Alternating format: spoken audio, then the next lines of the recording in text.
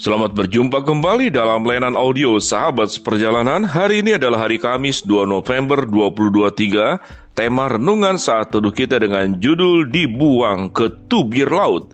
Dibuang ke tubir laut. Firman Tuhan terambil dalam Mika pasal yang ke-7 ayat 17 sampai dengan ke-19. Biarlah mereka menjilat debu seperti ular, seperti binatang menjalar di bumi.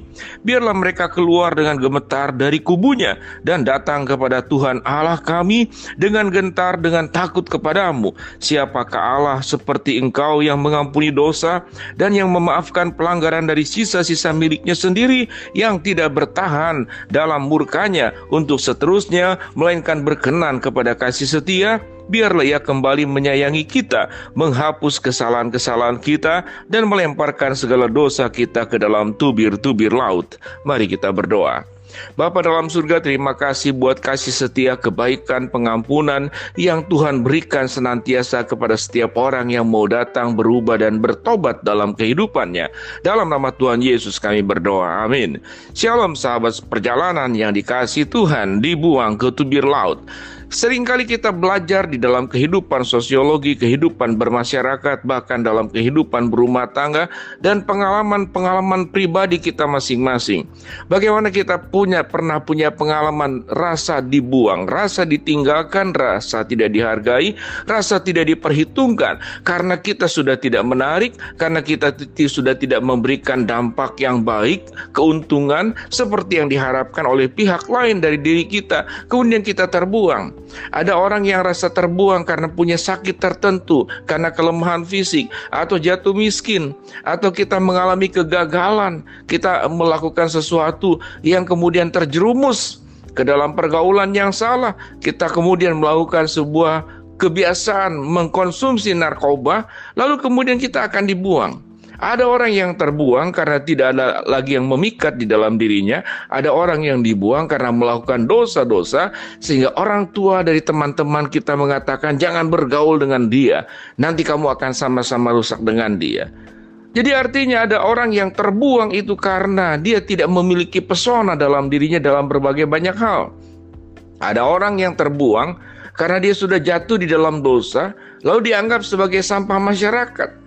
Suatu kita punya niatan untuk berubah baik, termasuk mereka-mereka yang pernah masuk di dalam lapas, lembaga pemasyarakatan, sewaktu keluar tidak mudah mendapatkan penerimaan kembali. Suatu kita belajar dari firman Tuhan yang kita baca bersama-sama di dalam kitab Mika pasal 7, khususnya ayat yang ke-19. Biarlah Ia kembali menyayangi kita, menghapuskan kesalahan-kesalahan kita, dan melemparkan segala dosa kita ke dalam tubir-tubir laut. Apa yang dicatat di sini yang dilemparkan? Yaitu dosa-dosa kita ke dalam tubir laut.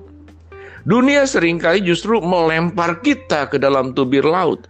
Tapi Alkitab mencatat melemparkan dosa-dosa kita ke dalam tubir laut. Yang dilempar itu apa? Yaitu dosa-dosa.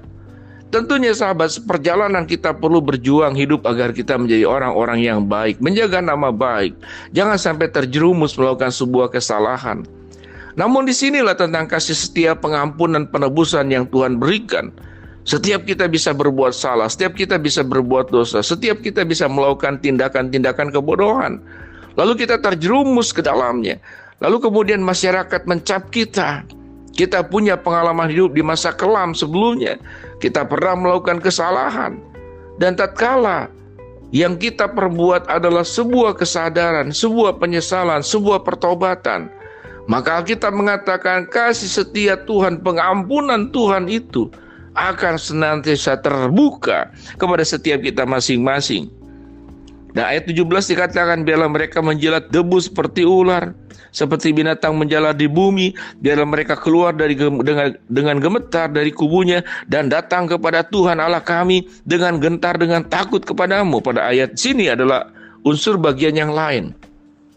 Sewaktu kita terbuang karena kita terancam, karena kita kemudian diperlakukan oleh orang yang lebih kuat, ditakut-takuti, difitnah, ditekan, kita pun termasuk yang digeser dan kita yang termasuk dibuang karena ada kekuatan yang lebih luar biasa.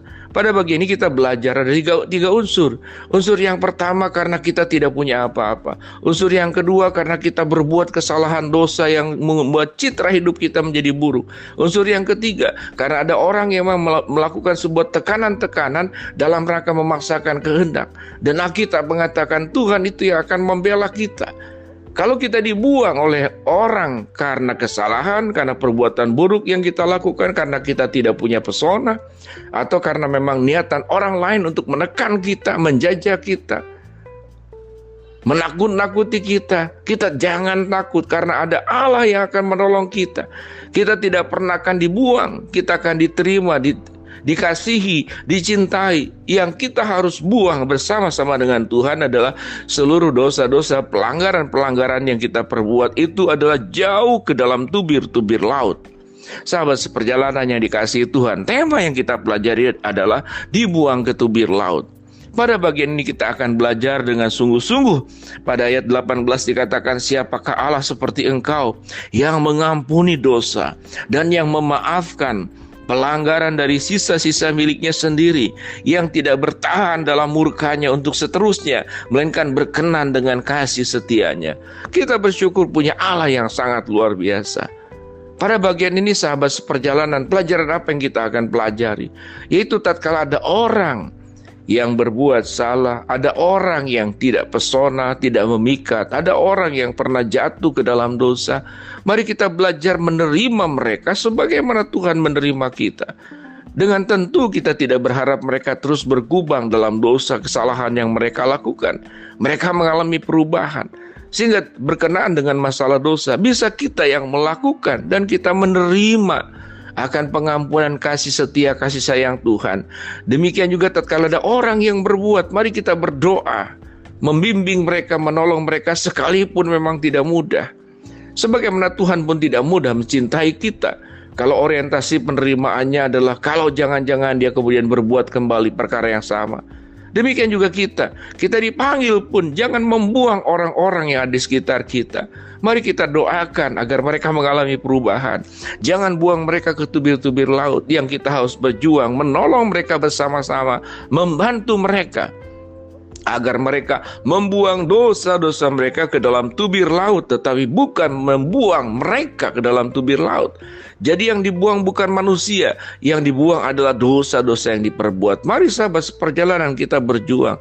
Tatkala mengingat yang namanya tubir laut, kita mengingat tentang pengampunan Tuhan. Sewaktu kita datang kepada Tuhan untuk setiap dosa yang kita perbuat, Tuhan akan tidak mengingatnya lagi, membuangnya. Tapi tatkala kita punya pengalaman terbuang oleh manusia, jangan takut. Ada Allah yang menerima. Mungkin dunia membuang kita, tapi Tuhan menolong kita membuang dosa-dosa kita dan menerima kita dengan kasih setianya dan murkanya yang akan terhenti karena kasih sayang, kasih setia, pengampunan, maaf yang Tuhan beri itu adalah sebuah maaf pengampunan yang tanpa batas, kasih setia yang tidak berujung. Mari kita bersyukur untuk Tuhan yang sangat luar biasa yang membuang dosa-dosa kita ke tubir laut. Kita pun juga belajar menerima mereka yang berbuat dosa. Kita akan menolong mereka pun untuk mampu membuang dosa-dosa mereka ke dalam tubir laut dengan pertolongan Tuhan. Mari sahabat seperjalanan kita akan berjuang semakin hari semakin baik dengan mengingat kasih setia Tuhan, cinta Tuhan yang tiada terbatas. Mari kita berdoa. Bapa dalam surga, terima kasih buat kebenaran firman Allah yang sudah kami pelajari. Hamba-Mu berdoa buat sahabat seperjalanan yang sedang sakit, Tuhan jamah sembuhkan.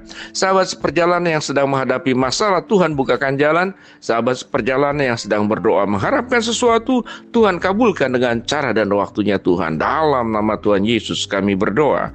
Amin. Shalom sahabat seperjalanan, Tuhan memberkati kita semua.